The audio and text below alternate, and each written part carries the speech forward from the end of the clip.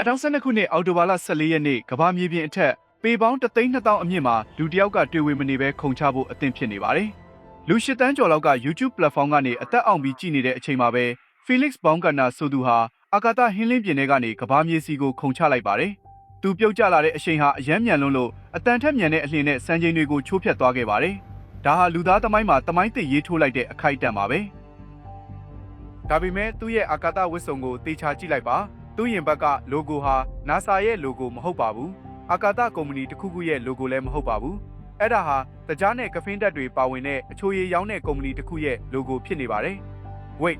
ဟုတ်ပါတယ်။အဲ့ဒါကတော့အားလုံးသိကြတဲ့ Red Bull ခွန်အားဖြည့်အချိုရည်ပါပဲ။ဒီနေ့ခေတ်မှာ Red Bull ဟာကျွန်တော်တို့သိထားသလိုတာမန်အချိုရည် brand တစ်ခုမဟုတ်တော့ပါဘူး။နိုင်ငံပေါင်း198နိုင်ငံမှာတစ်နှစ်ကိုဘူးပေါင်း14ဘီလီယံနီးပါးရောင်းချနေရပြီး Formula 1ပြိုင်ကားအသင်းတွေဘောလုံးအသင်းတွေနဲ့နိုင်ငံတကာမီဒီယာလုပ်ငန်းကြီးတွေကိုပိုင်ဆိုင်ထားတဲ့ဒေါ်လာဘီလီယံချီတန်အင်ပါယာကြီးတစ်ခုအဖြစ်ရပ်တည်နေပါတယ်။ဒါပေမဲ့အန်ဟောစရာအကောင်းဆုံးက Red Bull ဟာသူတို့ရဲ့အချိုရည်ကိုကိုယ်တိုင်မထုတ်လုပ်ပါဘူး။သူတို့ကပုံရိပ်ကိုပဲဖန်တီးထုတ်လုပ်တာပါ။ဒီလုပ်ငန်းကြီးဟာဩစတြီးယားကနည်းပညာမြင့်ဓာတ်ခွဲခန်းတစ်ခုမှစတင်ခဲ့တာလို့တင်ထင်နေရင်တော့မှားသွားပါလိမ့်မယ်။ထိုင်းနိုင်ငံကကျေးလက်ဒေသတစ်ခုမှနေထိုင်တဲ့ဘဲမွေးမြူရေးသမားတစ်ယောက်ရဲ့သားလက်ထဲကနေဒီဇလန်ကစတင်ခဲ့တာပါ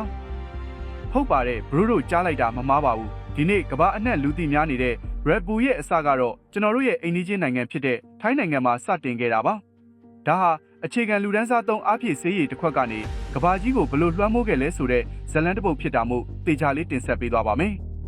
1980ပြည့်နောက်ပိုင်းနှစ်တွေမှာထိုင်းနိုင်ငံရဲ့စီးပွားရေးဟာအရှိန်အဟုန်နဲ့တိုးတက်လာပါတယ်။နိုင်ငံတစ်ခုတိုးတက်နေတဲ့အချိန်ပေါ်ညာလုံးပေါက်မောင်းရတဲ့ကုန်တင်ကားသမားတွေနေပူတဲကဆောက်လုပ်ရေးအလုပ်သမားတွေဟာပင်ပန်းနွမ်းနယ်လာကြပြီးဒီနေ့ခေတ်လို energy drink တွေဟာမထွန်းကားသေးပါဘူး။ဒါကိုမြင်သွားတာကတော့ကျေးလက်ဖဲမွေးမြူရေးမိသားစုကနေဆင်းသက်လာပြီးဘန်ကောက်မှာဆေးကုမ္ပဏီငယ်လေးဖွင့်ထားတဲ့ချာလီယိုယူဗီတီယာပါပဲ။ဒီလိုနဲ့1986ခုနှစ်မှာချာလီယိုဟာကဖင်းဓာတ်ဗိုက်တာမင် B ကြံတကြားနဲ့တော်ရင်းတွေပါဝင်တဲ့အားဖြည့်ဆေးရည်တစ်မျိုးကိုမိတ်ဆက်ခဲ့ပါတယ်။သူကဒီဆေးရည်ကို creatine dank လို့နာမည်ပေးခဲ့တယ်။ထိုင်းလိုနွားရိုင်းနီလို့အဓိပ္ပာယ်ရပါတယ်။ထူးခြားတာကသူကဒီဆေးရည်ကိုဈေးကွက်ကိုတင်ပို့ဖို့အတွက်တခြားသူတွေလိုကုန်ကျစရိတ်များတဲ့ရုပ်တံကြော်ညာတွေမသုံးဘဲငွေထိုင်းလက်ဝှေ့သမားတွေကိုစပွန်ဆာပေးပြီးအခြေခံလူဒန်းစားတွေကြားကိုတိုက်ရိုက်ထိုးဖောက်ခဲ့ပါတယ်။အေယာမနွားနီကြီးနှစ်ကောင်ခတ်ဖို့ပြင်နေတဲ့ logo ဟာဇွဲလုံးလနဲ့ကြန့်ခိုင်မှုရဲ့သင်္ကေတဖြစ်လာပြီးထိုင်းနိုင်ငံမှာတဖြည်းဖြည်းနဲ့အောင်မြင်လာခဲ့ပါတယ်။ဒါပေမဲ့ဒါဟာဒေတာရင်းအောင်မြင်မှုတသက်သာရှိပါသေးတယ်။1982ခုနှစ်ရောက်မှကန်ဂျမာကအကြီးအကျယ်ပြောင်းလဲသွားပါတော့တယ်။ဩစတြီးယားလူမျိုး marketing director Dietrich Mateschitz ဆိုသူဟာအလုပ်ကိစ္စနဲ့ဘန်ကောက်ကိုရောက်လာချိန်မှာလေရင်စီးရတဲ့ဒဏ်ကြောင့်မူးဝေပြီးနေရထိုင်ရဆိုးဆိုးရွားရွားဖြစ်နေခဲ့တယ်။ဒါကြောင့်ဝေဒနာသက်သာဖို့အတွက်လမ်းမေးဆေးဆိုင်ကနေ creatine dank ဒဘလင်းကိုဝယ်တောက်လိုက်ရာကနေသူ့ရဲ့ပင်ပန်းနွမ်းနယ်မှုတွေချက်ချင်းပျောက်ကင်းသွားတာကိုသတိထားမိခဲ့ပါတယ်။အဲ့ဒီချိန်ကအနောက်နိုင်ငံတွေမှာဒီလိုစွမ်းရည်ဖြည့်အချိုရည်မျိုးလုံးဝမရှိသေးတာကိုသတိထားမိသွားတဲ့မာတီရှစ်ဟာချာလီယိုစီကိုသွားပြီးနိုင်ငံတကာကိုရောင်းချဖို့ကမ်းလှမ်းခဲ့ပါတယ်။အစပိုင်းမှာချာလီယိုကတွေ့ဝေနေခဲ့ပေမဲ့နောက်ပိုင်းမှာတော့သူတို့နှစ်ယောက်ဟာရင်းနှီးမြှုပ်နှံမှုအတူတူထည့်ဝင်ပြီး Red Bull ကုမ္ပဏီကိုတည်ထောင်ခဲ့ကြတယ်။ထိုင်းမိသားစုက share 51% ယူပြီးမာတီရှစ်က 49% ယူခဲ့ပါတယ်။ဒါပေမဲ့ဥရောပဈေးကွက်အတွက်ဥတီမယ်ဆိုရင်အချိုရည်ရဲ့အသွင်ပြင်နဲ့ထုတ်ပိုးမှုကိုပုံစံပြောင်းပစ်ဖို့လိုခဲ့ပါတယ်။ဒါကြောင့်မာတီရှစ်ဟာဖော်ဆက်မှုမှာကာဗွန်နိတ်တနည်းအားဖြင့် gas ကိုပေါင်းစပ်ထည့်လိုက်ပြီးအချိုကိုလျှော့ချလိုက်ပါတယ်ပြီးတော့တုတ်တုတ်ခိုင်ခိုင်ဖန်ပလင်းအစားခင်မီပြီးဈေးကြီးပုံပေါက်တဲ့ငွေရောင်နဲ့အပြာရောင်အလူမီနီယံတန်မှုပုံစံကိုဒီဇိုင်းဆွဲလိုက်ပါတယ်1988ခုနှစ်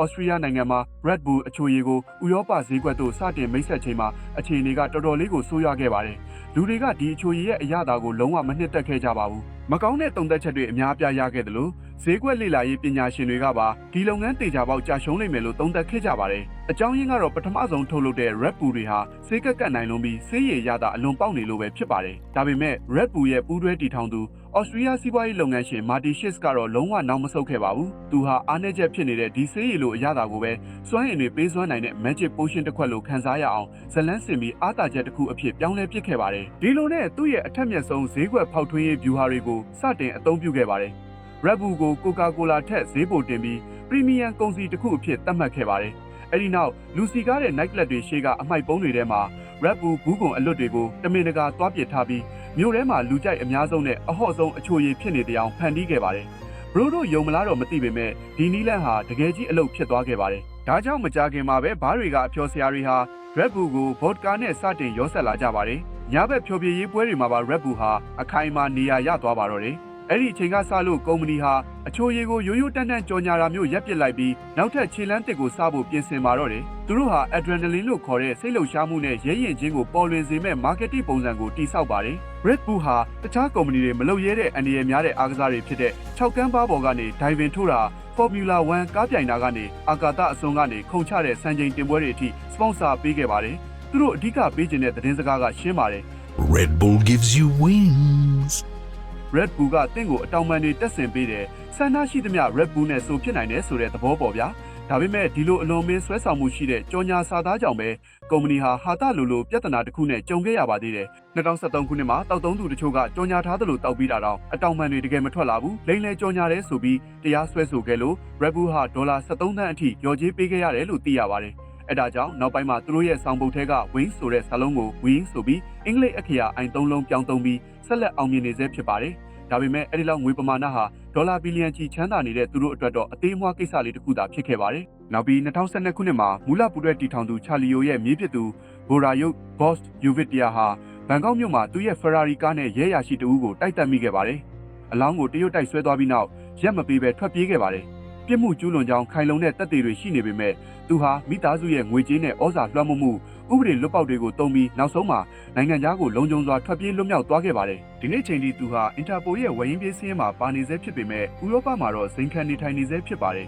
။ထိုင်းပြည်သူတွေအတွက်တော့ဒီအဖြစ်အပျက်ဟာ Red Bull ရဲ့ကြီးမားလာတဲ့ချမ်းသာကြွယ်ဝမှုဟာအထက်တန်းလွှာတွေကိုဥပဒေထက်မှရှိနေစေတဲ့ဆိုတဲ့ဆိုးရွားတဲ့သင်္ကေတတစ်ခုဖြစ်လာခဲ့ပါတော့တယ်။ဒီလိုအရှုပ်တော်ပုံတွေရှိခဲ့ပေမဲ့ကုမ္ပဏီရဲ့အောင်မြင်မှုကိုတော့မတားဆီးနိုင်ခဲ့ပါဘူး။ဒီလောက်ကြီးမားတဲ့ Red Bull Empire ကြီးရဲ့နောက်ွယ်ကအံ့ဩစရာအကောင်းဆုံးအချက်ကတော့သူတို့ဟာအချိုရည်တစ်စက်မှကိုယ်တိုင်မထုတ်လုပ်တာပါပဲ။ထုတ်လုပ်မှုကနေဖြန့်ချီရေးအထိအရာအလုံးကိုပြင်ပကုမ္ပဏီတွေစီလုံးဝလွှဲပြောင်းပေးထားပြီး Red Bull တကယ်ပိုင်ဆိုင်ထားတာက Formula 1 ပြိုင်ကားအသင်းတွေဘောလုံးကလပ်တွေနဲ့ကမ္ဘာအန်ဒီရဲ့အများဆုံးအားကစားပွဲတွေရဲ့မူပိုင်ခွင့်တွေပါတကယ်တော့သူတို့ဟာအချိုရည်ရောင်းတဲ့ကုမ္ပဏီတစ်ခုမဟုတ်ပါဘူးကဖင်းတက်ပါတဲ့တန်ဘူးလေးတစ်ခုကိုအသုံးချပြီးကမ္ဘာကြီးကို adrenaline တွေရင်ခုန်စိတ်လှုပ်ရှားမှုတွေရောင်းချနေတဲ့အကြီးကျယ်ဆုံး marketing empire ကြီးတစ်ခုသာဖြစ်ပါတယ်ထိုင်းနိုင်ငံကျေးလက်ဒေသကနေစတင်ခဲ့တဲ့အခြေခံလူဒန်းစားသုံးအဖြစ်စေးရည်လေးဟာအခုတော့ကမ္ဘာအာကာသဟင်းလင်းပြင်အထိပါလွှမ်းမိုးနိုင်ခဲ့ပြီဖြစ်ပါတယ်ကမ္ဘာပေါ်မှာအကြီးကျယ်ဆုံး brand တစ်ခုဖြစ်လာဖို့ကိုယ်ပိုင်စက်ရုံကြီးတွေရှိနေစရာမလိုပဲလူတွေကိုရင်ခုန်သွားစေမဲ့အကောင်းဆုံးပုံရိပ်တစ်ခုဖန်တီးနိုင်ဖို့ပဲလိုတယ်ဆိုတာကိုတော့